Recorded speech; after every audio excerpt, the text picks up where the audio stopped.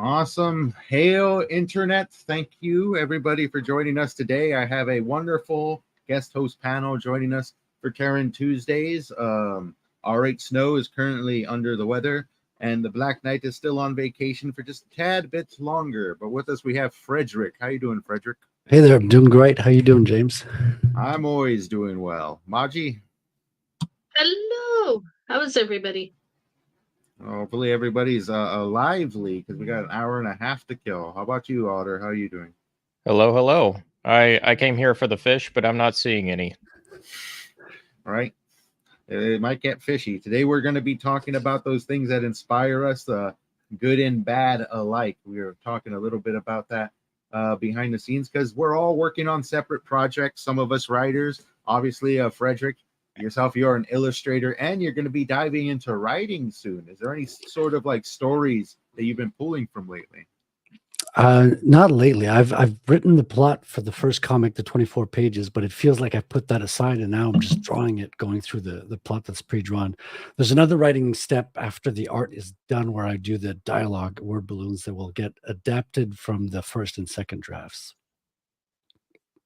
Basically. Righteous.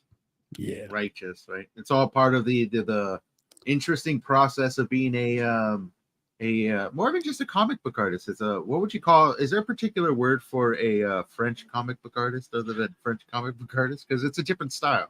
Yeah, they call them auteurs, authors, right? It's auteur de bande dessinée, so they're on the same level. Like the comics in Europe are pretty much equate to literary authors there. You know, it's respected as much as any written book.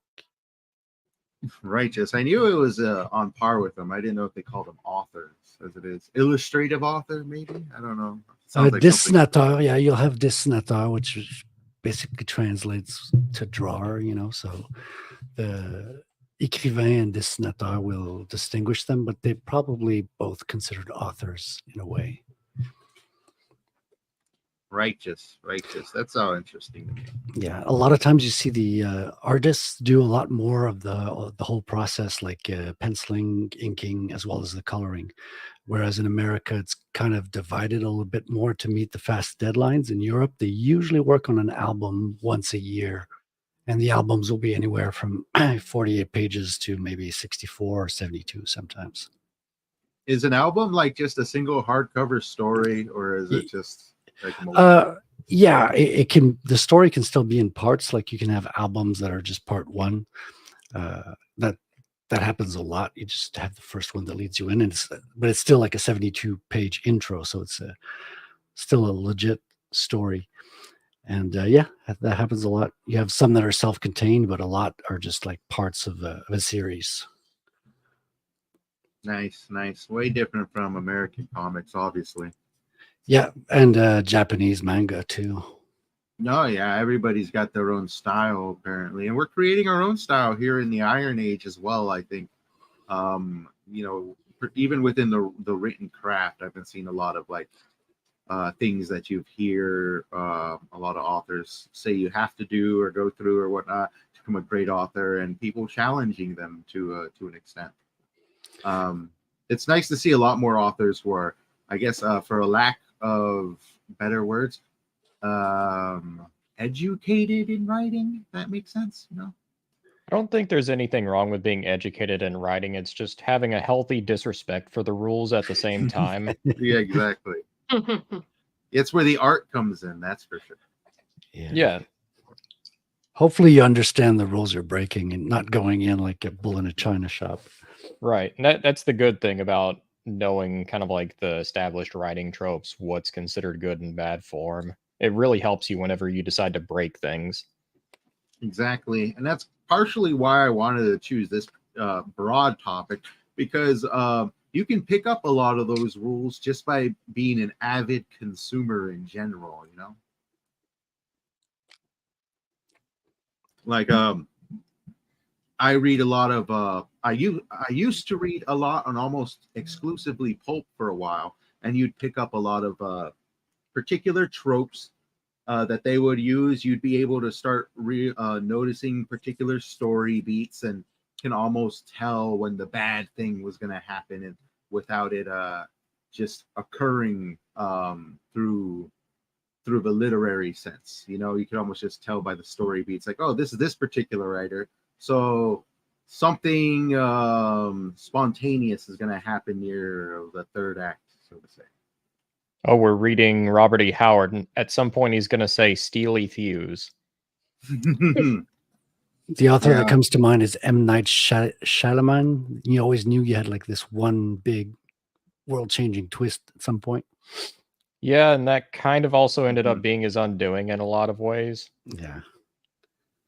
True. I would say he might have actually been trying to make like his own little cinematic universe and its superhero universe in itself, and then he somewhere along the line maybe he screwed up somewhere, has not been able to recover that well at all. I still love Unbreakable. That movie is a classic as far as I'm concerned. And I'll take Yeah. Unbreakable is really good. Sixth Sense is really good. I like portions of Signs. I like Signs with the exception of the twist at the end and Yeah. the just bits of dialogue here and there. Those are the things that bug me in that movie. Other than that, I actually love Signs. I guess I'm not as thrilled with this director as you guys are. Well, people are very divided on Shyamalan. You either love him or you hate him. There Well, this isn't is much also in between. his earlier work too, you know, was pretty good. But even in the modern era, I think he made a movie like 2 to 3 years ago. Nobody watches him or hears about him, you know. There was a time in his career when people would actually or the studios themselves would try to keep his name off of things because people wouldn't go watch them.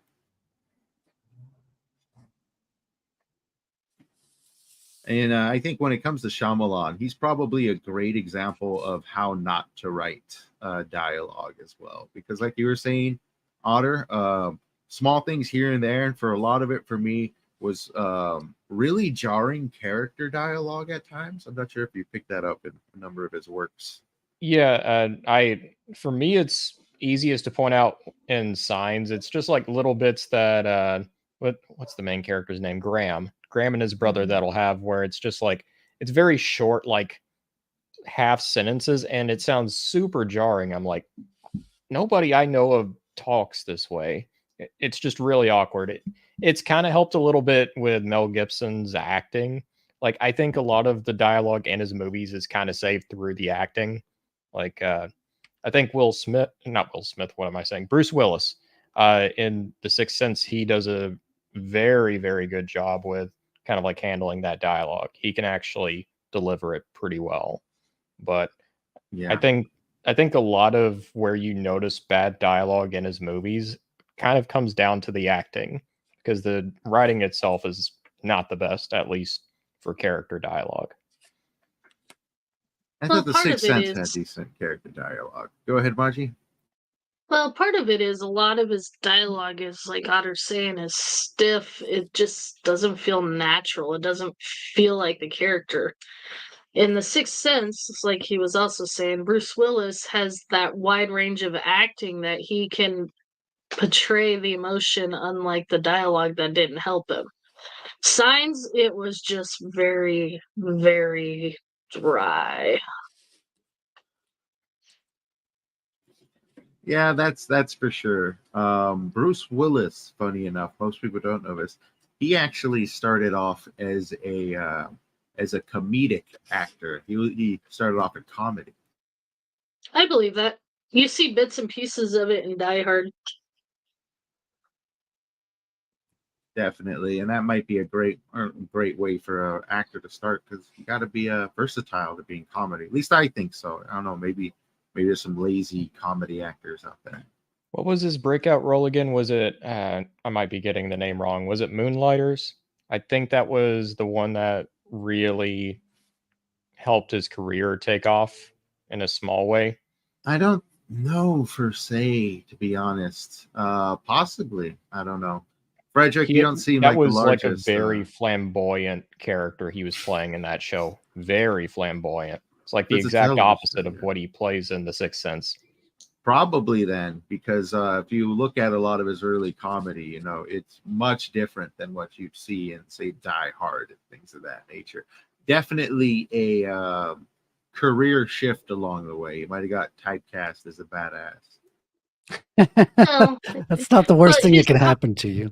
Yeah, his it's not the comedy is worst. actually what made his sarcasm in those badass movies even that much more better, because he had some say in some of the dialogue where he's like, "Hey, how about I say this? It'd be kind of funny as hell, considering it's not fitting." So there is one thing with Shyamalan's movies that I will defend, like poor dialogue and all. It's it's very good at having an intended effect of feeling like it's a quiet movie. Like it's not boisterous like a lot of movies are, but it still has something to say. I do really like that in his movies. You don't see that much in cinema.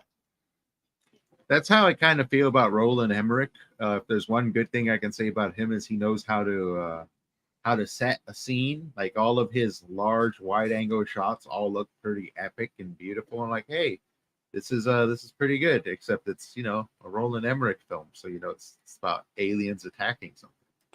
Pretty much. Do you get that get any of that in the comic book world over there, Frederick? Like I could only imagine you probably followed a number of careers of various comic book artists. Well, yeah, Is there any that go ahead? when I was young, I was following mostly the artists. Like when really young, it was about the stories. I would get into like GI Joe stuff and things like that on a military base around 10 years old, you know. But as I grew into a teenager, I grew more and more to appreciate the artists and was ignoring the writers for some reason. I don't know why. I was just like always had it in my mind that I was going to be an artist, so that was my lane, and I stuck to it. Now I appreciate the writers more and more. Like now that when you attempt to do it, when you do the work, you know how hard it is to pull off, and how many things have to work to come together for a good story to come out of it. You know? Yeah, that's true. And when you can get the appropriate piece of dialogue on the right panel, it could really just set a scene or even make the entire book at times. Yeah. So I'm loving the challenge. I see it the same way that I saw drawing when I started. You know, you got to learn the basics, you got to learn the fundamentals, and then you got to practice, practice, practice. Learn from your mistakes and not repeat the same ones, and grow, adding new ideas, new concepts, new techniques on top of that. So Yeah, that's very similar to writing, at least with my short writing experience so far, writing journey with my short stories. Very similar. And I've definitely, I find myself more inspired than I think or than I would initially presume myself to be. As I start writing, I see those inspirations in my life kind of ending up on the page sometimes and only realizing it later on while like reading back on it. Does anybody else have that experience kind of? Yeah, I definitely do. It's I think I think it's going to be inevitable to a certain degree. And that's kind of why I like to try and be upfront with what inspired me the most, because it's going to bleed through anyway. I kind of see it that it's best to be honest about it.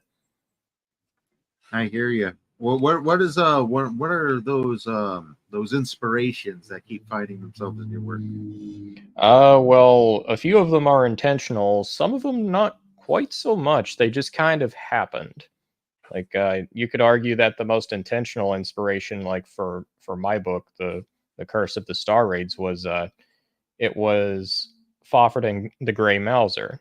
That whole like buddy cop duo dynamic that's in there, and but instead of it being like, oh, they're friends for life, they're actual blood brothers. So there's a bit of a difference there, and I always loved how in Fawford and Gray Mouser it will have two people who have a close bond. They're very different, but and they may even be doing different things, but they end up connecting and crisscrossing in very ironic ways.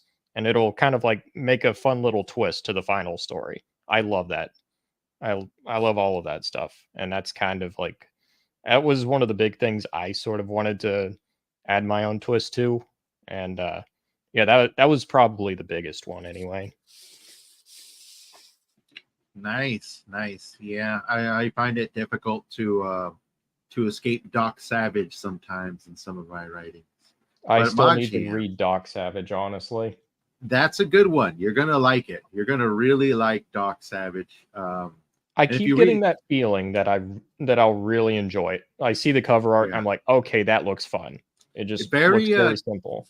very classic superhero.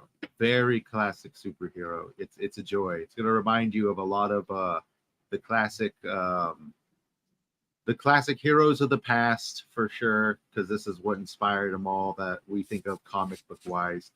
And I think if you're actually trying to write an ensemble of characters, Doc Savage is almost a must because every single issue pretty much has an ensemble of characters, which is like 5 of the exact same characters running about doing something in a majority of them. So it's great stuff to consume for that. So I almost like intentional reading, if you will.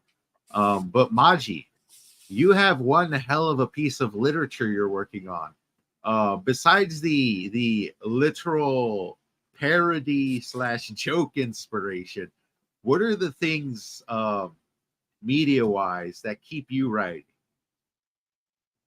Well, I kind of okay. So one of the little things I left, or I put into the story that I kind of borrowed inspiration from, almost. I could think of at least 4 different video games where you're fighting a Minotaur boss and they have some sort of fire aspect. So I actually kind of borrowed that and made the Minotaurs use fire magic. But that's just because that's the gaming in me kind of like, all right, I got it. Because I mean, God of War had the Minotaur with the giant flaming axe, and then you got um Elder Scrolls where they do magma. They'll literally slam the ground and magma comes out of it. And I didn't do any of those, but I had to go with the fire element. It just a tribute to the gaming nerd in me. That definitely adds a layer of danger when it comes to any creature. You just add on, oh, and by the way, it shoots fire. Well, in my world though, I'm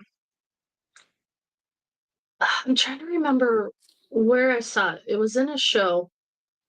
It was probably in a couple of shows. Where I actually I took the exact opposite inspiration.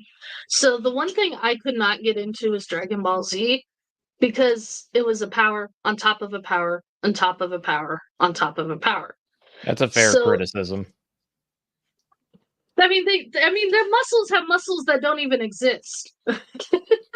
I mean, one of the early fights in Z is it lasts for the better part of 14 episodes, and then there's like 3 different moves that by all means should have ended the fight, but it still keeps going. Exactly. And so I took inspiration from that and did the exact opposite. It's where yes, there is people with magical abilities, but it comes at a very serious cost. Just because I hated that power up scale that never ended, I wanted to make sure I'm like, you know what? Yes, they could do something miraculous, but only once. I don't know That's if that pretty makes good. sense. Yeah, yeah. I mean, we're definitely gonna find out for sure when it eventually releases. I know you say you're what, halfway's done through the editing We're halfway process? through this. Well, okay. Daniel calls it the second draft. It's actually my third. And then there's going to be one more draft after that, and then the final piece. Nice. Then we all get to finally read the epic. Sounds like an epic. No, I get to be a lord in your world. Y- That's pretty you sweet. are the Lord Mirlax Silverton, Otter of the River. Call me Oh Otter. wow. I think That's we funny. even slipped in there a Lord Otter reference out of sarcasm. I'll take it. I love it. But That's funny. it wasn't so much an epic; it's the hero's journey. Okay, so you're asking for inspiration. My bigger inspirations have always been the epic speeches that you get from like like humble leaders. You wouldn't expect them to give this dynamic, huge speech, and you're like, all right, let's go out and fight something. I never actually wrote that in the story, but you get that vibe of there. Ex- can I give a slight spoiler? Go ahead, sure. Chief Hunter and Mirlac are because something happens, the air is unbreathable. I won't go into too much details. And so Mirlac is using his magic and going up the river, walking the riverbed, and has to be replaced by one of his guards because he's about ready to collapse. And Hunter is the leader of the Minotaurs. He's sitting there and he offers to carry Mirlac, and Mirlac's like, I'm not a pet. I will not be carried in my own domain. And he's like, you're here. A good leader would, or a bad leader would send troops before himself. No one would think you a pet or weaker for trying to retake your territory. And so I kind of took a little inspiration from those epic speeches in developing some of the characters a little. I hope that makes sense. And I hope I didn't just like make the story sound stupid dumb. One question: define how, or kind of explain how that helped flesh out the characters. Well, like, okay, so writing Mirlac's sorry, Otter, because I know Otter, the Lord Otter, is the exact opposite how I wrote Mirlac, but it was kind of funny. So I don't mean to call him Mirlac; it's actually Malak. But so I always asked myself when I was writing the dialogue, what would a pompous otter say? And Malak is he's very noble. You could definitely tell he was born noble. He's kind of prejudiced towards humans. He thinks they're a waste of time. And he's very long-winded because he is a pompous ass.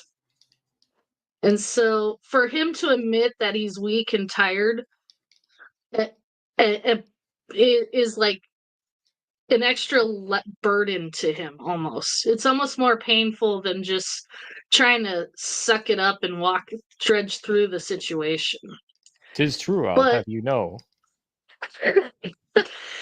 But that's what I did, was because every single one of my characters, just from when I was started writing this, even though it was supposed to be a little bit of a parody and a joke, I was thinking, okay, so what are some of my favorite characters in other stories that I read? I noticed that my favorite characters all had a flaw of some kind and a strength of some kind that they used one and the other to balance and grow with. They weren't perfect Mary Sues. There was growth. So every single one of my characters has a different both flaw and the strength. And Mirlac's case is he's a very powerful wizard, but he's a pompous asshole. Give him a nice personality flaw there. I did. That's pretty funny. See, that's going to be fun to read. Can't wait to follow that character around. Hunter, example, Chief Hunter, he's the leader of the Minotaurs. He's actually really, really smart, but because he can't speak the human language very well, he comes across as a dumb caveman. And so a lot of people don't realize just how intelligent he really is. And that was his flaw, is he can't quite grasp human concepts and human nature because, well, he's not human. But because of that, everybody thinks of him as a lesser creature. Well, that sounds like it's got plenty of room for good character growth.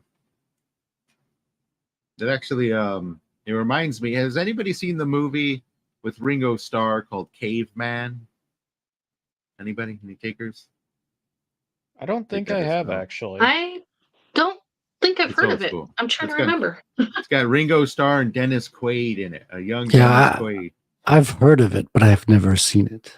There's this character because like the entire movie, they're all cavemen and it's a comedy. But none of them speak English because they're cavemen, so they just grunt to each other. But there's one Asian caveman and he speaks perfect English and he's smart as all hell, but everyone thinks he's dumb because they can't understand his brilliance, nor do they speak English. So there you go. So hey, there's a good there's a good piece of homework there for you. Watch the movie Caveman, where that character literally exists. Yeah, the only one who I don't really give a flaw is Reese, one of the main characters. But that's because everybody else is developing so much around him that he kind of is like going with the flow, which adds to the comedy when he does end up like doing the random stuff he does. Because it's not so much a comedy, but I put little comedic inserts when you least expect it to kind of break up the seriousness of the situation. Gotcha. So the story is played straight. It just has some wacky stuff throughout. Yeah, it's that's I'm a very firm believer of finding joy in the small things, and so finding that moment to just break the stress and stuff is kind of what amuses me, and so you kind of see that in the story. Nice. And do you have a any idea when we might be able to see this book upon its release? Daniel and I have a goal. We don't know if it will be met or not. We're on vacation right now. Of course. Him and I aren't picking up until after the first, just because we put it on pause for the barbecue. Mm-hmm. But my goal is to have it by mid-November, around my birthday. But it might be later than that. Oh, nice. I'll Nice. I guess I'll go ahead and say here my goal for my second book is to have it out by the end of the year, but we'll see if that gets moved back or not. Sweet. And how's the process in that going? Very smooth so far. Well, I'm just releasing it to beta readers. I'm done with alpha reader feedback. Now I'm working on the next draft and sending out each chapter to my beta readers, and we'll see what everyone's reaction is to the story so far. Usually how it goes is beta readers will help give some really good ideas in certain parts that you would have never have thought of, but a lot of it is polished too. So I'm sure there's going to be some story changes, some bits that readers don't like, and I'll have to change or something along those lines. But this time it's been a lot smoother. It feels like I have a nice process along, and that helps me a lot. It's not nearly as stressful. Yeah, the editing process definitely is, in my opinion, it's just as crazy as your initial writing phase, trying to get a piece of work done. Yeah, my honest goal is even when I'm editing, just have fun with it because I believe that will translate, that will kind of like bleed through. And the big way I've been doing that is by having a plan for each draft, saying I'm going to do X, Y, and Z. That's my process, and from then on, you're just having fun with it. Yeah. I think fun is the best part for sure. And Frederic, speaking of the editing process, any inspiration for the writing? Any writers you're now looking at? Because you mentioned how you paid attention primarily to authors. Yeah, well, it's funny because one of the authors that influenced this process of mine of this time around was Mike Barron, which is also, funnily enough, an author I was reading when I was like 16 years old and not paying attention Mike to is the a names. legend. Yeah, I wasn't paying attention back then, but going back through my old stuff, I'm like, oh yeah, he wrote this, right? And his process is he actually draws out the comic. stick figures or what have you, and he'll write his speech bubbles along there on a visual setting, like a sketch out of the comic book, basically. And I had done my first draft, which was, had a lot of issues back then, uh, all written out like a script, like a movie script or a traditional comic script straight from the writer. And the second draft came from the first 4 pages of the first draft, and I couldn't make it to the third draft. And that's when I saw an interview with Mike Barron talking about his process of drawing it out, and I was like, oh yeah, why don't I just go from my second draft to drawing it out and rework the scenes that way, and I'll know that everything works visually and there's a good flow to the story through there. So that's what I did.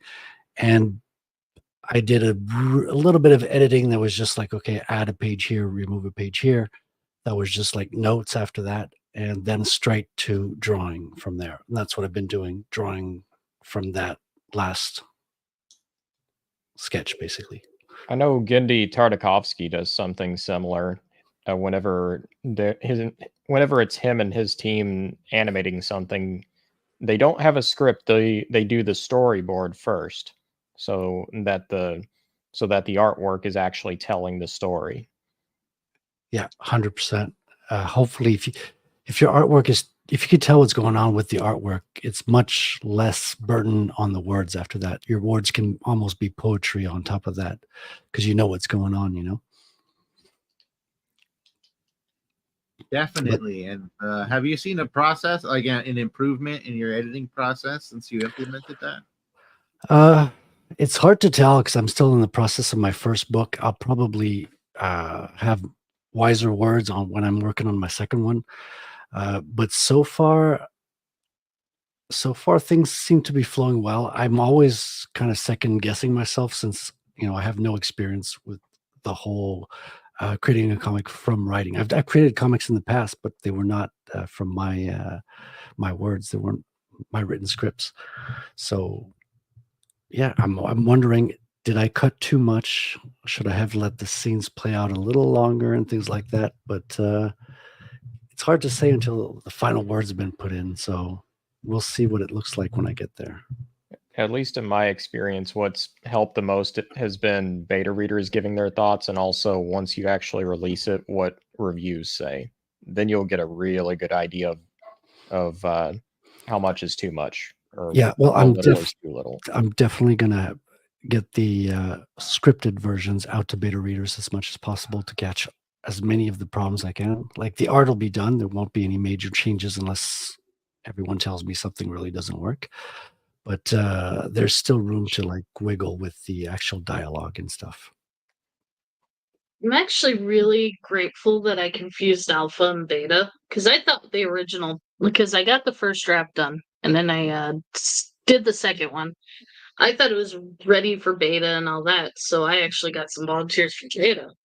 But I'm really glad I did that though, because what it was it turns out they were actually the alpha readers, but it helped me go through and polish up a lot of things that I wasn't sure of myself, because this is my first. I don't have a damn clue what I'm doing. I'm gonna tell you right now. So, I think that's most of us, to be honest. Yeah, I know the feeling. yeah. And so the fact that they were able to, I know some couldn't finish because there was just so many issues, but I was able to take what I did hear, what people liked, what they didn't like, and was able to completely revise it, redraft it. And then now with Daniel coaching me on how to make it not sound like an amateur My Immortal, it's getting there. An amateur My Immortal. That's pretty down low. It's not only My Immortal, but an amateur version. Well, okay, so when I finished the second draft, I'm like, I was really proud of the story. I'm like, this is a really good story. And then I had that but I'm like, I just wish it was written by a stronger writer. Because Maybe try lifting. Yeah, I know, right? And but because it was a story that I would read, but I knew there was areas it just where my lack of skill and everything made it fall short. I just didn't know how to improve it. And then with the alpha readers, I knew the exact areas of focus. And then going through the writing coaching in terms of how to become a better writer. Keep in mind, Daniel isn't telling me, okay, this sentence here, completely rewrite it to sound exactly the way I write it. That's not how he's doing it. He basically makes you sit down like you're on a panel and asks you a shit ton of questions, and wherever you stumble is the area you need to focus on getting it better. Gotcha. So that's probably why you referred to it as a boot camp, correct? Oh, it is boot camp. The first like 3 sessions, oh, so brutal. It hurt. I'm like, I could see why Hollywood takes offense and blames everybody else, because they don't have the ability to just keep shut up and take the beating. But I knew Daniel wasn't trying to be mean. He wasn't trying to rip things apart. He was actually trying to make me better. And by listening to what he was saying, like, I had notepad and everything, I went back and I still have the original PDF that I submitted to the betas, and I read what I have now. It's not the same writer, even though I wrote them both. It's always good to turn back and look at the words you've written, and I could imagine the art you drawn to see how far you've come since then.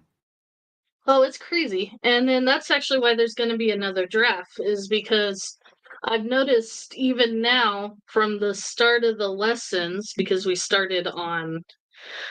I was such a novice and I had such a wide range of issues. His coach varies from person to person, so somebody might not even need extensive like I've been doing, but I knew it needed help. He knew it needed help, so we were on the same page from the beginning. But after we're done going through this, because I can feel myself getting better and better to the point now I can actually recognize when I'm reading through my draft right before our coaching lesson, oh, hey, I'm telling here, I'm not writing, or I'm not showing, so I'll go back and rewrite it. And it's just, I could see a difference going. So once we're done with our lessons, he's going to set me free to start at the beginning and take everything we've learned over this whole time and fix everything. And then he's going to do the final draft when he goes into real editor mode, which scares me. Yeah, and I guess the process is a bit of a journey in itself. Well, which is true. That's for sure. There's definitely an emotional aspect to the journey. Like there's an emotional struggle through it all, I think. Oh, yeah. It is not fun because he's not like one of those professors that just takes a red pen and hits no.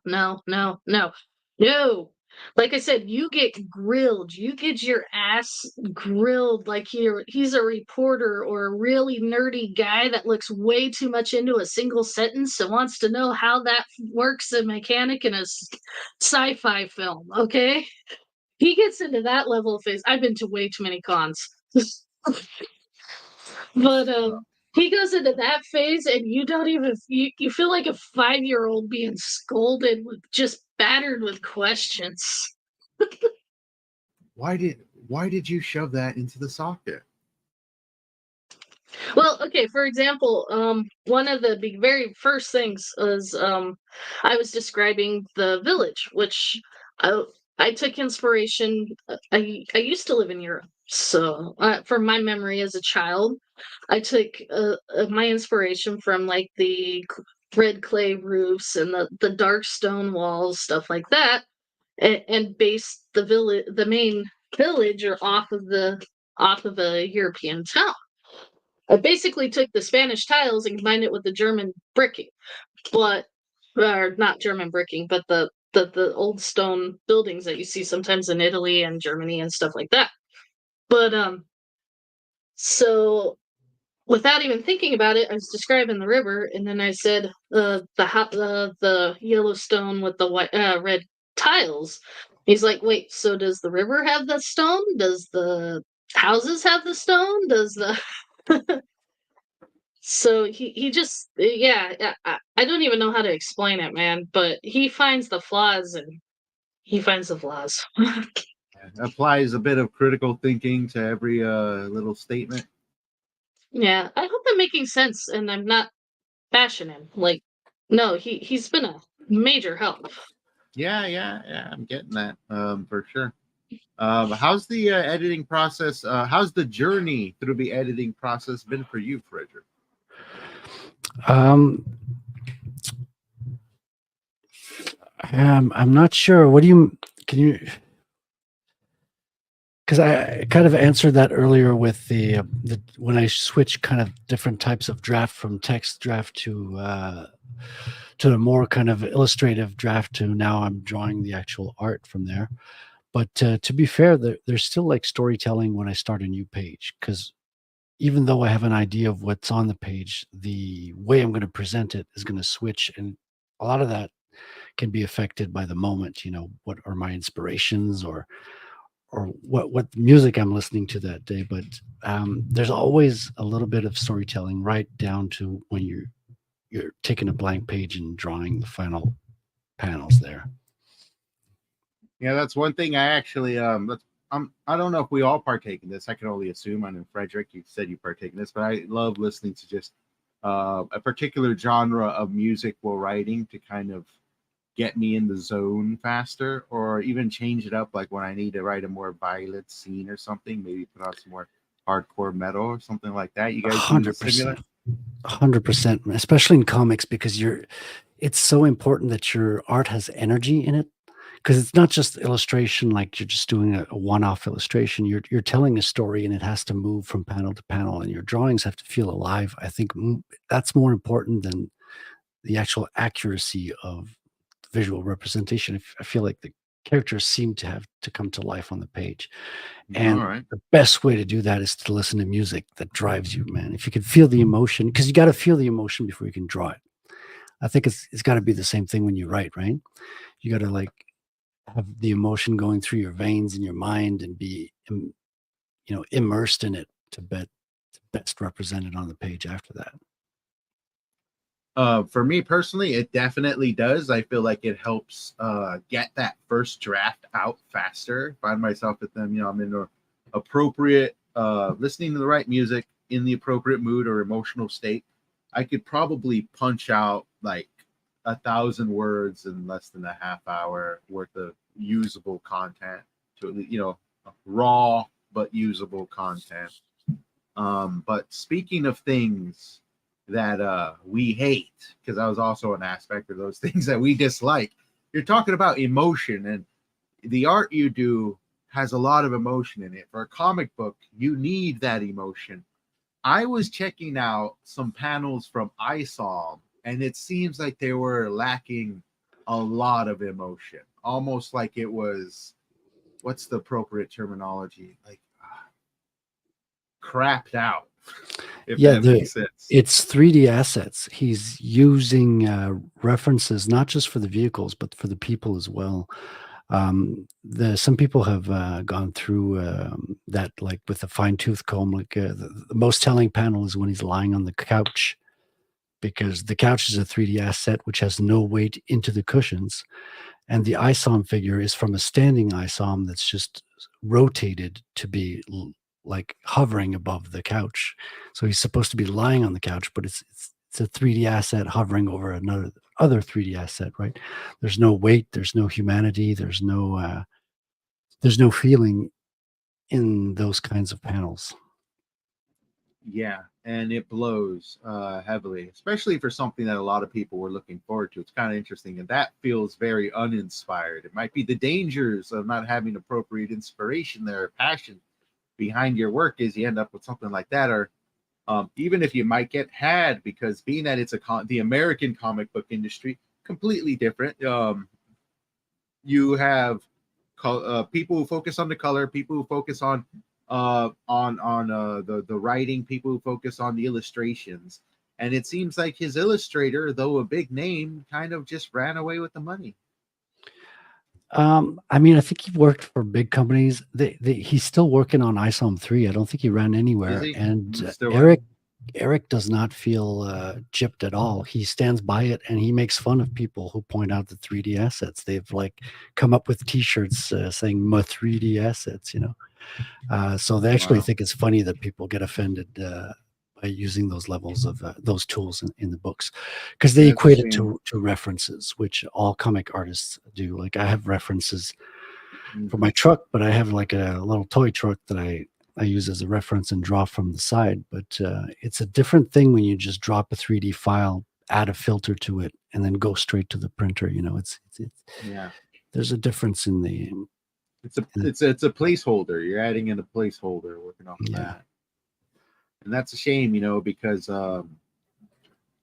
because compared to writing, I think it's much easier to have a person feel like they've been ripped off with a comic book, because just the, like you're saying, the amount of emotion that's supposed to be coming out of these things, and you have something that's so lacking in emotion that it's just dull. It reads like a dull book that's just a recounting of a tale. Yeah, I want to avoid that as much as possible. I'm trying to put a lot of emotions. I'm keeping the second half of my book for an action-packed fight to make sure there's always action in the comic book. I think when you're coming to a superhero comic, you expect at least one or two little, you know, roughing around fights or something. You know, a little bit of Definitely. conflict. Definitely. Has there been a piece of media you picked up lately that has just been an utter disappointment? Uh, well, there was one like a few years ago that was kind of what kicked off my wanting to make my own comic, is seeing a really disappointing James Bond. So that was something that I was like, oh no, right, okay, we've been seeing this in movies, and for some reason I stepped into the comic shop, having forgotten that we live in a time where a lot of media is affected by this. So I just picked it up because the hardcover was beautiful, had a nice little what do you call it, page marker that's cloth that's just lying in. It was just a beautifully put together printed book. And by reading, when I read it, that things started to fall apart. Like MI6 around James Bond couldn't afford nice chairs anymore, and they had like plastic cafeteria chairs and things like that. I was like, what is going on? Secret Service of Britain, like reducing. It made no sense when you think about it. Like it was kind of a strange premise, and you wouldn't see the things you'd expect to see in a James Bond thing. It felt like the movies we've been watching, to be fair, you know. So not surprising in retrospect, but I had forgotten that it was happening in the comic space as well, because I had stepped back, and that made me want to do something like, okay, let's do a comic like the old fashioned way with good superhero values of, you know, hope and strength and courage. You know, let's do something cool. And that's what got me started on Rattel. Definitely, man. And when it's in written form and comic book fashion compared to the movies, there's something about just seeing that that line of dialogue or that still frame that just insults you. It's not going anywhere. It's just sitting there and you're just looking at it like, why is this even here? I seen it in this because I love listening to audio dramas, but I rarely listen to any modern ones because they always have to interject modern day politics, and most of the time, if not all, it's interjected in a way that has nothing to do with the story, and it feels like you're wasting valuable space. You're wasting prose on a piece of paper on your 400 page book. You're wasting audio time in an audio drama, and you're wasting panels by just inserting this crap that doesn't Yeah. belong there, doesn't actually improve or further the story. It's just there to say, hey, look, these are my politics and this is what's currently on my mind. Let me Can guess. I- Is it something like the main character is in a tough situation climbing up a sheer wall and they're like, oh, let me stop a second to educate the public on white supremacy and its dangers? It's like, oh, Lord. Oh I man. got one for you.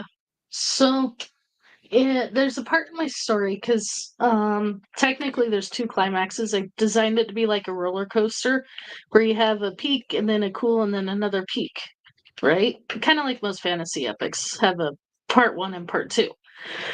But the the middle of the book, oh, I hated it with a passion. And I shouldn't say that. I wrote the damn thing. But it just felt like it was drawing on and on and on in terms of dialogue to the point where if I thought it was starting to sound like a Star Wars episode, I'm pretty sure anybody reading it probably thought it sounded like a Star Wars Disney episode where they sat there and just talked with their arms crossed the whole damn time. But really thought about it hard because I wanted to get rid of it because I'm just seeing it like I would, like, because we were talking comics. This is what brought this up. I was just seeing it like I did why I stopped reading comics and just pointless dialogue of bullshit, a page after page that didn't move the story along and just didn't have the effect. And I'm like, okay, this isn't working. So actually my solution, cut all of that out, create a new character so that I could show the audience instead of telling the audience. Very In nice. fact, Yeah. what I ended up doing was, I completely destroyed that chapter because ask poor Daniel. Daniel heard me vent about it because I was struggling. Like, this wasn't even his idea. He's just like, you wrote it this way. And I'm like, I know, and I hate it. Because all I saw was the miles of dialogue and like the comics where there was more dialogue than pictures, and I'm like, this isn't gonna work. So that was my solution to get rid of all of that, was to create a character specifically for that scene, which actually is getting kind of funny because it's Kahuna's inspired character. He wasn't originally, had an inspiration in the book, but it freed up. It not only got rid of that entire chapter that I hated, it actually added 2 more chapters, but it was more visually appealing to see and watch, so that instead of just pure explanation dialogue, it actually moved the story along in a way that you're showing your audience. And that's the appropriate way to do it, because that's, well, one, you help yourself not rip your own hair out, but you also help establish good pacing, because that's one thing that often kills pacing is the imbalance between dialogue and action. Snow read my story. She probably knows exactly where I'm talking about in the story with all the pointless, endless dialogue that was driving me nuts. I can't wait Maji, to see her reaction to it. would you describe yourself as a writer who, whenever you're going over the next draft from like your first or whatever, are you cutting away bits from your story, or are you adding it? Both. I've heard some people describe it as beefing up the plot. Both. So especially now that, because I am going through right, I know you love dialogue. I added more dialogue. It just wasn't Star Wars dialogue. Where it had absolutely nothing to do with anything. It was just there. But so it is a little bit of both. I am beefing it up, but at the same time I am taking out, like I said, that whole long exposition of BS that I just thought was very long and drowning. I cut that completely out. I have no problem admitting that there's a problem and I need to refix it. Does that answer that question? Yeah, pretty much. The first step is admitting it. It's a good thing to know your limits. That's one of the best ways to improve. Like, Yeah. right now, my biggest struggle that Daniel told me to put a pause on is a scene between one of the main characters and his wife. The dialogue has been so brutal because I can't capture the emotion on it. It sounds very forced, very, very unnatural. Probably because I know absolutely nothing about relationships or talking to people or I'm very shy in real life. I'm not this vocal in real life, but Well, I'm on. I mean, I don't think it has to mirror a real world conversation completely because No, but it even if you're doesn't sound reading, natural. I mean, even if you're reading a lot of the classic authors, like it's still like dialogue is still told in a very kind of like poetic style. Mhm. It's not how two normal people would be talking. No, but it sounds very forced, very robotic, and Yeah, so that's fair. that's where I struggle is trying because I'm trying to create the Frederic might actually understand this being a comic book guy. Sorry, I grew up comic books, so novels is kind of new to me. But yeah, I'm trying to convey this moment of almost insecurity and tenderness through all the chaos, but the dialogue just sounds robotic, dry, and I don't give a damn. Yeah, that's probably the biggest sin with dialogue that I think all of us are always trying to like get out is dialogue where you just don't care what's happening. Uh, that's probably the biggest thing to fix. And like the fact that you're already looking at it from that angle and fixing it like that's a very good sign. Really good. Yeah, I mean, Yeah. one thing is also listening to your beta readers and noticing the problems, not always to what the proposed solution is, but just being aware there's a problem there. Right. Mhm. Uh, just having that, it sounds like Daniel is kind of like this for you, where you have someone who can point to certain parts in your story and just say, "This doesn't work. This needs fixing somehow," or Mhm. they'll probably give a few suggestions, but at the end of the day, it's up to you to how to fix it. And I know Daniel because so Daniel and I are in a because I'm technically his client. It's more of a professional. Daniel doesn't mix clients with casual, and he says that's where most people fail. Not fail, but struggle is because they make their friends their beta readers. But Kahuna, I lucked out. I had the best beta readers in the world. I had Snow, I had Night, I had Kahuna, Black Knight. So basically two of the three main hosts here were my beta readers. And Gino or King Bob was the one helping me with the grammar fixes because I could not do it without a grammar person. There's no way in hell. But I lucked out for my alpha betas. I thought they were my betas, but they were my alphas. We just didn't know it at the time. Because like Kahuna, he only read halfway through it and he actually told me he couldn't go th- he didn't get along with the characters because they didn't act like they would in that situation.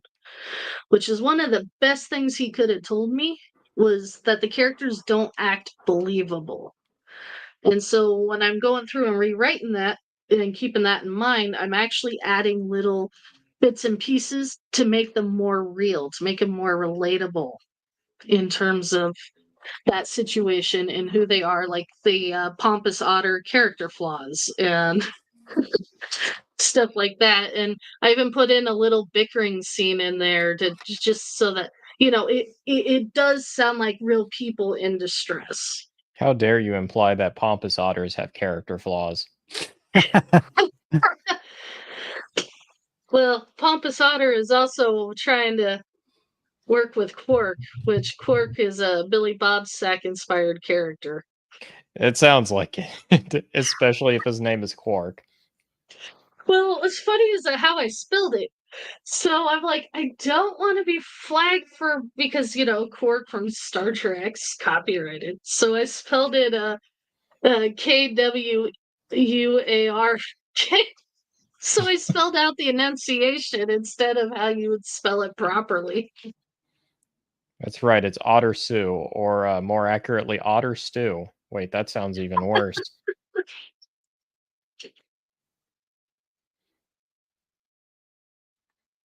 Yeah.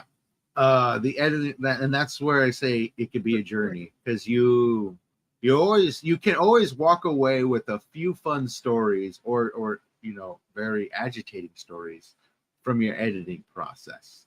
And Mhm. my agitating story is when I was working with 3 editors on the exact same story, and Oh, it never jeez. got done because I kept running into issues with each of their processes that just didn't work out for me, and it was just a complete pain. And I released the story. It was terrible, and I need to completely rewrite that. It's one of the stories I want to rewrite and turn into a an audio drama. But the good thing is, through the continuous shifting of editors, I picked up enough to kind of come out with my own process where I only need minimal editor interference beyond beta readers and that such. Yeah, and Nice. that's kind of how I prefer to do it as well. Where by the time I'm getting to an editor, it's mostly copy editing. You're really Yeah. just fixing out those minor issues. Yes, I have a copy editor, and man, is it cheaper than going full blown um, story editing. That's for sure. So Man, I lost a right lot of now, money that month. My beta readers and alpha readers are more or less my story editors. How I pay them is they get a free copy of my book. so for me, what it was is okay, so both Gina and Daniel started off as volunteers, but I'm one of those, I value people's time. And so if they're willing to help me out, I have to pay them. That's just the way I am. And so Gino, or King Bob as people know him, he helped me with the grammar and punctuation, and then when I got like writer's block, he would listen to me vent and try to figure out how way around certain areas, which Gino's tremendous. Anybody needs a inexpensive proofreader that'll tell you like it is, go to him. He's worth it. And so then when I did the beta reading, Daniel's like, okay, it's a good story, but I mean, for what it is, considering it's supposed to be a joke, but do you plan on making this a real story? And I'm like, you know what? All that, because at that time it had already put over a year into it. I'm like, you know what? Yeah, let's just do it. I've already put a year into it. I don't want to waste Gino's time. And so we're now making it a full, real story. And Daniel's like, I can help you out with it. He was actually volunteering just because he was in on the joke originally. But I'm like, you know what? I know one, what you do for a living, and two, because I know this was supposed to be a joke. It wasn't supposed to be a real thing. I'm going to be taking up so much time that I just went ahead and became a full-on client. He But just plunged right in. oh yeah, I plunged in after a year because I mean, for that first year just to write the rough draft, it took so much time. I actually I hate to admit this, but I'm gonna um to write that first draft and get it made, which all this started as we know it as a spoof, as a gag actually for a meme on top of a channel. But I, I was putting so much time into writing it that I actually was able to overcome a gaming addiction. Because instead of gaming all the time like I was, I mean, I wasn't even sleeping. I actually broke my gaming addiction because in order to write, I had to get into like you were saying about music and comics earlier. In order to write and create, I'm a firm believer that the first law of physics, energy cannot be created nor destroyed, just reformed, reshaped, reused, however you want to do that. When you're creating something, it's coming from somewhere. You're just reshaping it into something new. And so I didn't want like my negative energy, my negative thoughts, my insecurities, any of that to show in the story. So I would intentionally go into like a prayer or meditation phase, listening to orchestra music or calming music. So then that way I could be more open minded um, to the situation, to the story, so that I could see it in my head as I'm writing it out. And that first year, because I was doing that and taking my mind completely away from the gaming and everything, I don't need a game anymore. I could go weeks between turning on the PlayStation. I couldn't say that before I started. And that's kind of like the fire of writing. It challenges you on a multitude of fronts and requires a certain level of commitment where you almost have no choice but to shed off the fat that's kind of holding you back. And I've noticed that in my own writing as well. I'm not sure if that's been like that for you, Frederic or Otter. I would say it's been that way for me. I think whenever I first started writing my book, which, I mean, if it makes you feel any better at all, Maji, like compared to the second book where it only took me a little over a month to write it, my first book, the first draft, took me like 4.5 months, and a lot of that was me second guessing myself. As for gaming, I don't do it nearly as much. I actually have to carve out time to say, all right, I actually want to play some video games. Let's try and commit to it. Before, it was almost the opposite problem. It's pretty unique just because, honestly, I'm usually too busy thinking about my stories or my projects, either that or I want to read or something, because that feeds right back into your writing. Oh yeah, no, it's incredible. So like just one of my games alone, because PlayStation keeps track of your hours played, especially on the 5, I put in over 1,700 hours. Just one of my games. That's not including any of the others. That Elder It's not Scrolls, something I'm right? proud of. Yeah, unfortunately. It's not something that I'm proud of. But I mean, I was able to platinum Skyrim 3 times. That should tell you something right there. Yeah, games, they're fun, but the problem is you're not going to get anywhere just sitting there playing games. You're really not going to get anywhere. But because I didn't want, like, I noticed this when I first started writing. How I was feeling was reflecting in what I was talking about in the story. Like, you could tell that one chapter I was telling you about that I hated. When Daniel and I were going over it, I could tell I hated it. And it's not because I was right. I was trying to keep not from the mind of the writer, but from the mind of the reader. You could tell I didn't like it. I don't know if that makes sense. Because I was trying to read it objectively, and I'm just like, this sucks. No, I know what you mean. It'll be like a gut feeling whenever you're going through it.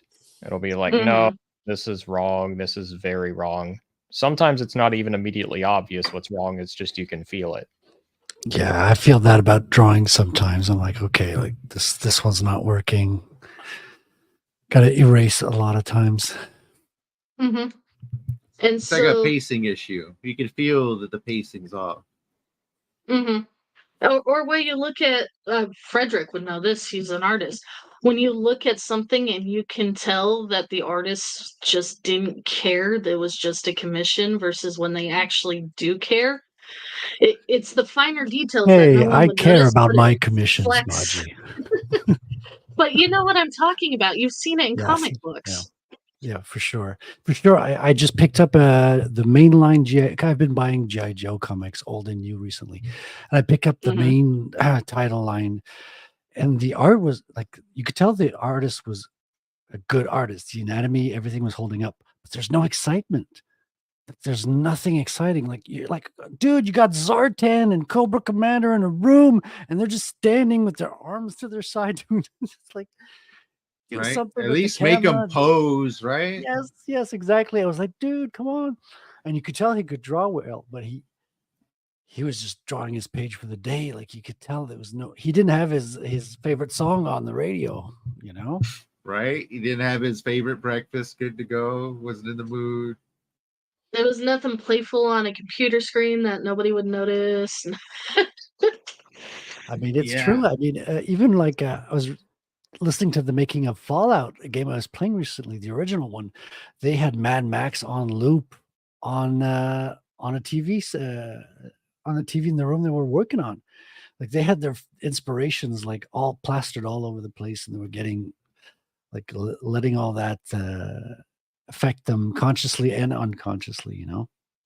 Yeah, Mhm. they're kind of like it's like this old Bible verse that talks about how to appropriately grow, you have to be in the not only of the right mindset, but surrounded by the appropriate things and people that are going to get you there.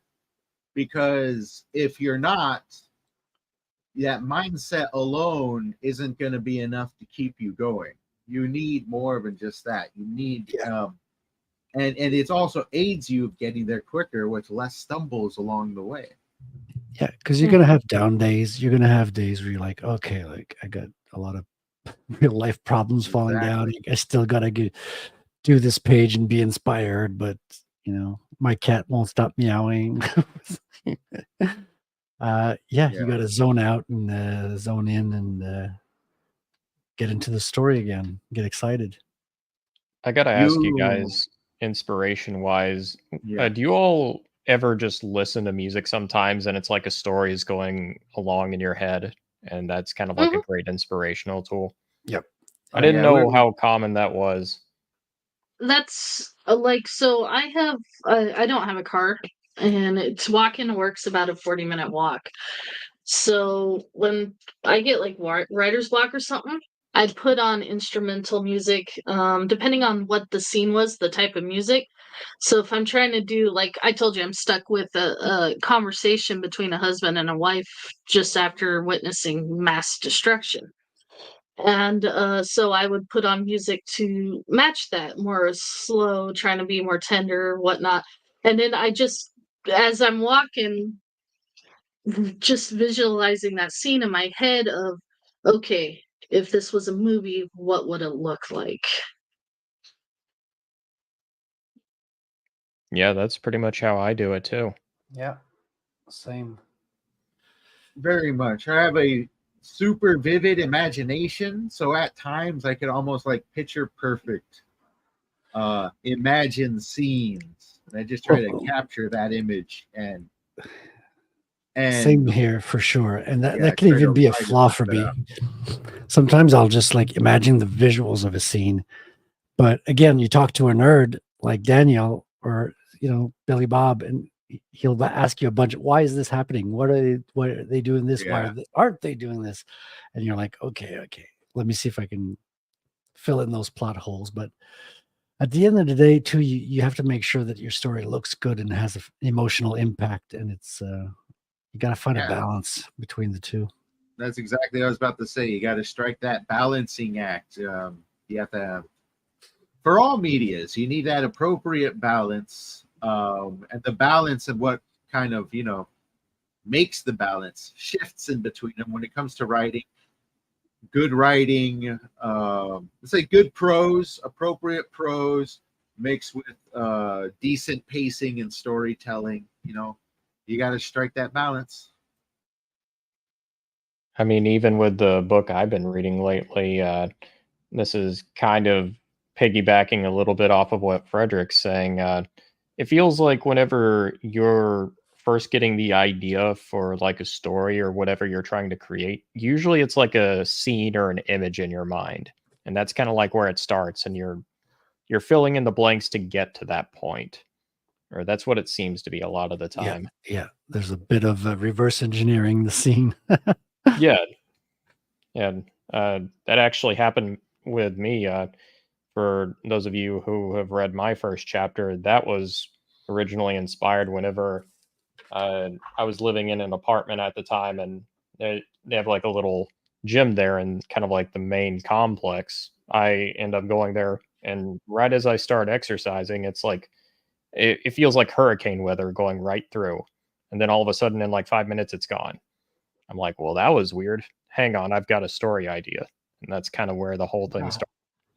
Yeah, I had a similar experience myself in real life, but I was chilling outside in an open parking lot with a friend, and the parking lot was next to just like maybe 2 miles of dirt lot, and then all dirt lot for like a 90-degree angle of me for a good 2 miles in all directions. And off into the distance, we have these huge mountains, and we see this storm, all these dark clouds off into the horizon. The only clouds, everything else is blue all around us. And slowly, this calm weather we feeling shifts, and we feel heavy breeze start to hit us, and that big cloud gets closer and closer. And maybe it was in 15 minutes time, it was all the way like a 45-minute drive where the mountains are to where we are, and it went from calm weather to just gusts of wind, hearing a bit of thunder overhead a little bit, and just heavy wind bringing up all the dirt. 10 minutes later, it's all clear again, and the storm is far off in the distance. Like it never happened. Like it never happened. And it's interesting to experience because you get to pull from that, and you get to remember what it's like, which really helps set a scene is when you have that actual experience. Oh man, that's so true. Yeah, experience. I think a reason why I wasn't seeing myself as a writer when I was learning to draw as a teenager was that I had no life experience almost, very little being so young. But coming back to comics after almost like a few decades of putting it aside, I've lived a lot of stuff, and there's a lot to pull from this time around. It's a lot more inspirational to delve into the writing aspect with much more to reflect about.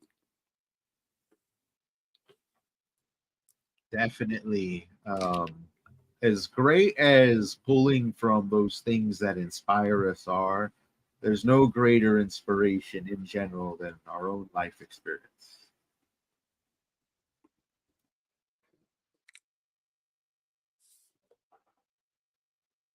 Well, it's not so much a spell, it's more of a talent. First, you have to have an anime-like voice, and then everybody assumes you're younger than you are. Hey, way to go, King Bob. That's actually really tough to get working. I'm rooting for you, man. Oh, those are cool. Yeah.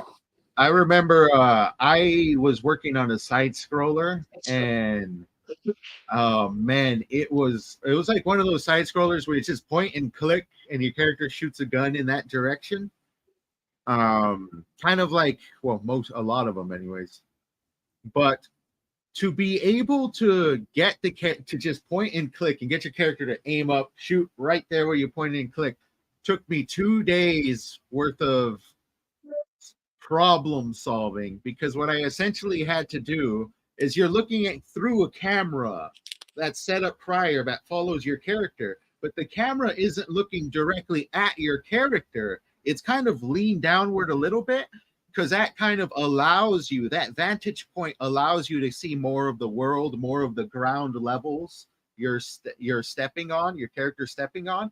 And with that, you essentially have to take what the camera is displaying, which is a flat screen, a flat surface, and how the camera is looking at it, which is at an angle. And you essentially have to find the vector. For anybody who doesn't know, a vector is a number in motion of where you're clicking at an angle, and screw around with that vector to get it to calculate for a flat surface. And that took me 3 days, and it was in itself a journey. Yeah, man. Welcome to the wonderful world of coding. Yeah, Yeah. Right? I started programming video games too on Commodore 64, and I think the reason why I became a comic book artist is the damn thing broke down at some point, and I moved from the computer to the drawing board and into the books. But yeah, I had programmed like a Sim City in BASIC, and at school we had a QBasic thing, and I started the beginnings of a Spider-Man game, basically, because that's all I could think I about. made one level that you can complete in 5 minutes, and it took me like 3 to 4 months to do. I was like, nah, this is fine. I don't have to do this for a living. I tasted it. No, I worked in a game company for a little bit, and it wasn't my favorite. Like, it's one of my least favorite spots to work with, unfortunately. I could imagine game companies seem like they're pretty shady and like very almost like retail. They just burn through people. It seems like the best way to be a game developer in today's world, it's like you have to almost be freelance. You have to be your own indie developer, have your own indie team. Yeah, even the big ones seem to be shifting, pivoting to more smaller experimental games because their big AAA games are kind of crashing They're down. deleted. They're Part crashing of and that is burning. the deadlines. So part of the problem is, especially like with Bethesda, Microsoft, all that, is they have these very set deadlines that they want done, but they make these really big complex games, don't have time to test them, don't have time to properly do the coding, and so they're rush. But because they're being rushed and overworked so much, the really good guys know, screw it, I could go make my own independent game because I have my own following. So they just hire whoever's willing to put up with the abuse, which we all know those type of people, because they don't care about the actual story, they care about the message. And then because they're so rushed and don't have time to properly test or run tests or run through the alpha or the actual game testers, demos, whatnot, they're pretty much allowed to go unsupervised in terms of scripting and what they want, and then they produce the bullshit that they are. Yeah, yeah. And in that industry, it's like you can make one solid game and you make yourself millions of dollars. But then the next game comes out, it flops, and now you got to close your studio because it's a volatile industry. And because the games are just too big. You have to pay a lot of people to make these gigantic games that people are, a little, it's nice to walk around a big world, but what is there? It's A a lot of lot of them these are games are similar to each other. a lot of them are made to appeal to the lowest common denominator too. I think they're trying to fit too much into the games. It's like instead of having one really good core idea and just running with it, they've got to have like 3 or 4 at the very least and have the game juggle between them, and more often than not it doesn't work. Yeah, yeah.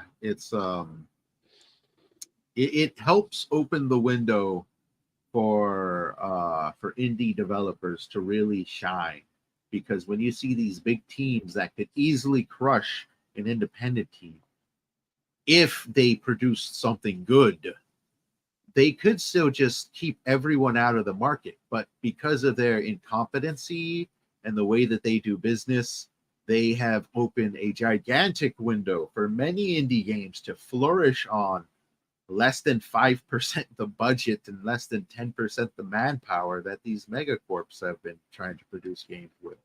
One of my favorite online games that was made over the last few years was made by a pretty small team, and that was for Deep Rock Galactic. And when you really break it down, all the team really did was make a solid first-person shooter and just have a really solid random procedural generation system going on, where it's like different biomes, different caves, and they just went from there. A really solid core concept, and everything revolves around it. You know what I think is going to be, well, probably already is, but I think is going to become much more mainstream, because I think Deep Rock Galactic might fit to this genre. Or feel free to correct me, I haven't played it. Roguelike games. They be like, there's maybe 3 or 4 right off the top of my head that are made by small companies that have made millions of dollars. And I don't know if I'd call Deep Rock Galactic roguelite. It definitely has roguelike elements. It uses procedural generation to a very great effect. So that and roguelikes, they both do the same thing there. It doesn't have permadeath or anything, though. Yeah, I think definitely procedural generation is becoming when used correctly, it can be used to make a small game bigger and much more replayable. That's If you what I know how loved to, about Diablo, the first one. They would create the dungeons all procedurally. And I was really disappointed in Diablo 3 when they dropped that altogether. I know a lot of people hate Diablo 3 with a fiery passion, or that's what I've always heard. I haven't played a Diablo game before. I've always been tempted to play one, but then again, I don't want to support Blizzard. You Yeah. can play Path of Exile. That's I basically love that Diablo. game. I did play that for like, I don't Yeah. know what, 80 hours or something. It's good. It's great, man. I think I'll have to try it. it's a Diablo clone. It's better in some ways. It's not as good in a couple of tiny things, but those It don't really matter. I remember when it released was during the Diablo 3 debacle, and Yeah. it was in a much better shape than Diablo 3. So Diablo 3 helped boost this game's sales, or not, it's a free to play, helped boost this game in general by sucking when it released, and this game didn't. And it was like, hey, this is the real Diablo 3. Yeah, no, Have this game you seen like the development uh process they had behind Diablo 3? well, there was 2 Diablo 3s, right? There was one that was abandoned by the original. It sounds like Fallout all over again. There was one that was abandoned by the core team and when they left, and then they started another project that ended up being the Diablo 3 we know. Well, they were throwing out entire mechanics and systems like left and right. They would build it, like 2 or 3 of them. They would show it and then they would immediately throw it out for something completely different. And they did that for years. Wow. It just Yeah. looked like a lot of wasted work. Yeah, and you know, sometimes that's how you accidentally make great games, and that's a lot of times how you see a lot of great projects fall to the wayside. Well, that's what happen to the Elder Scrolls community. They kept over the years they keep doing updates to the builds and stuff, and eventually people just got so sick and tired of rebuilding everything and the crashing and the bugs, and every 4 or 5 months they had to completely start from scratch and rebuild their characters because they wanted them to go out and buy all the DLCs and shit, and people just stopped playing. Yeah, unfortunately, Elder Scrolls Online went the path of just, I guess, store creep. A lot of store creep. They want you to buy a lot of stuff. That's one good thing about the guys behind Path of Exile. Though it's a free to play game, they heavily monetize it strictly through cosmetics. Yeah, their model works really Mhm. well without affecting the game negatively at all. Yeah, exactly. Like, hey, you want to look like that?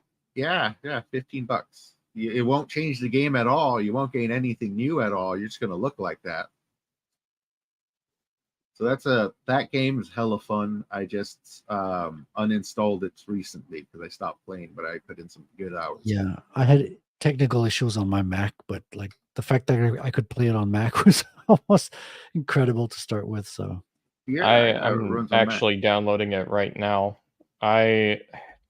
There's been a few different free to play games I've tried recently. None of them have really done it for me. I tried First Descendant. That one was fun, but it didn't connect with me near as much. Path of Exile, you're going to be doing a lot of collecting crystals and rare stuff and jamming it together and growing them and improving your. Basically, there's a lot of finding rare items and building your ultimate fighter or character in what way you want to do. And the skill tree is really awesome. The best part of Path of Exile is the skill tree because it's got this weird kind of ornamental, really stylish but funky skill tree that you can build from.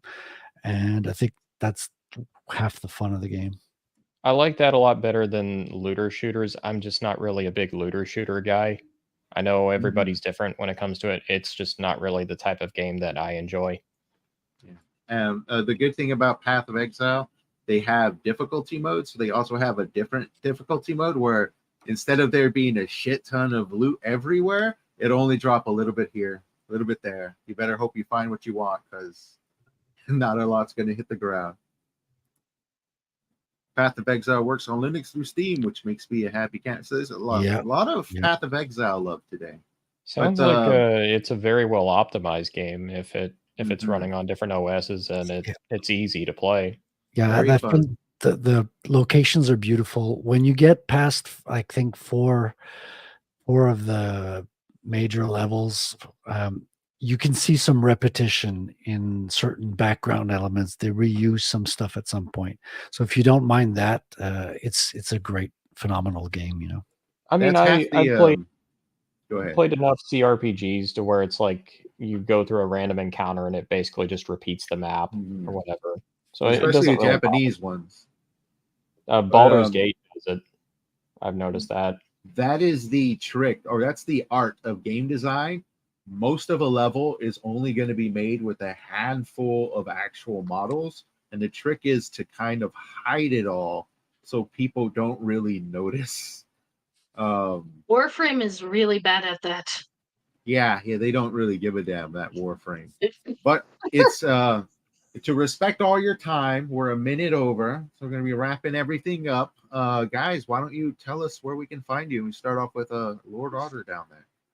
Well, I have a Swords and Sorcery book out. I'm not sure if I mentioned it at all during this stream or not. It's called Steel and Stormbright: The Curse of the Star Raids. It's a Swords and Sorcery adventure featuring two brothers who are basically against the world.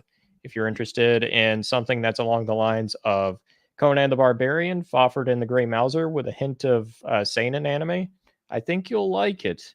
It's on Amazon, Barnes and Noble, all the major retailers.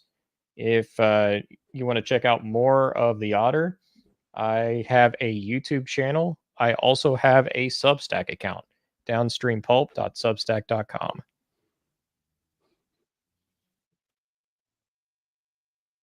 All right, Maji, how about yourself? Because I know you're working on a book. You don't like marketing it too much, but tell us about your novel. What is it about, and why should we buy it? I like how you changed that. Be honest with you, I haven't thought that far ahead. The novel started as a meme for a bunch of friends just getting together, memeing the hell out of somebody. Drink with Crazy. You can actually go to his channel. He's fun to roast. You should check him out. But so why you should buy my story? It's a fun story. It's a hero's journey mixed in with a little bit of disaster, and I'll work on coming up with a pitch. I haven't thought that far ahead yet. So that will be Doogie continued. How's that sound? I think that'll do for now, but think about it. Marketing is beyond important. It's ridiculous. But how I about you, honestly Frederic? didn't think it would get this far, so You never know. You never know Hey, how that's far progress. things go. Yeah. Frederic, where can people find you? imakecomics.com is the website. At least it's the forward that'll take you to Rattel.com, where you can see samples of the comic. You can see the progress bars of what I'm working on the different aspects of the comic book, because I'm doing the whole thing myself. So it's moving a little nice and slow, trying to keep up the pace for quality. And I also show my comics, my work through streams. I have one stream in about half an hour on YouTube at my channel with my co-host Billy Bobsack, and Lord Otter sometimes comes in to says hi as well. And what's your channel called? It's my name, so Frederic Guilmont. You could find it on YouTube, and yeah, it's called Art Stream every Tuesday at 8 Central Eastern. Excellent. Excellent. Awesome. I'm going to make sure I get all your links in the description for people to follow. I'm doing that right now. But thank you, everybody, for joining us today. We are going to wrap up the show. We got regular elevator pitches are just as difficult as back of the book blurbs. Take your word for it. Yes, we're going to wrap up the show, everybody. Thank you for joining us. Thank you to all of our guest hosts today for the excellent conversation. But we're out of here. Take it easy, everybody. yeah. Bye now. Later. Squeak, Goodbye, squeak, and God reality.